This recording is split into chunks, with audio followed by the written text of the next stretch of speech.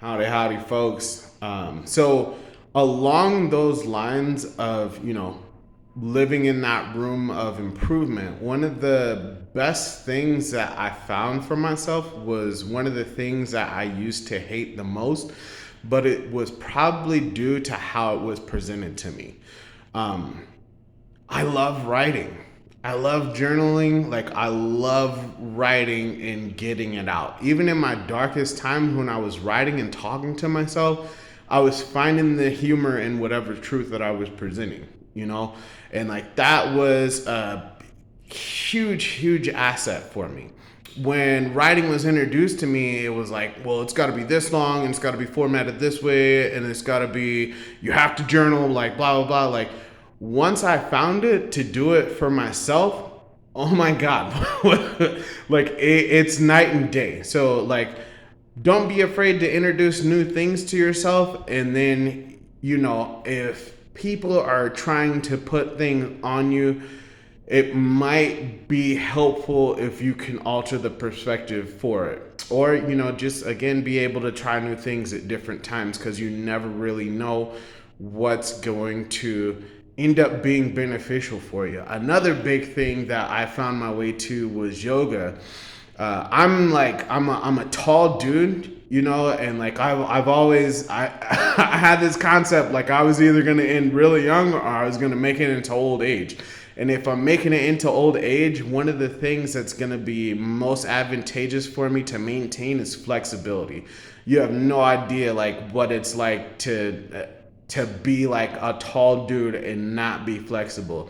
So yoga was another thing that I found my way to that is another way of, watering my grass, making sure that my room of improvement is beneficial for me and just to maintain a healthy existence for myself, so a way to cater to myself. So yeah, those were the two biggest things that, like, again, like, starting off in life I had zero interest in, but like moving forward, progressing through whatever situations and storms that I was going through, I ended up finding my way through and, washed away certain barriers for myself to open up these avenues that have, made themselves advantageous for me. So it's not even that I write every day, but when I do, like, it's so engaging for me up here and it allows me to pour out some things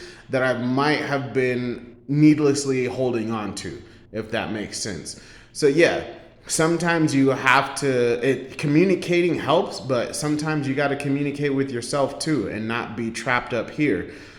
Getting those things out is allowing you to view it from a different perspective. It was so crazy because like the other day, I think it was the day before Christmas, I was hitting up, putting pen to pad.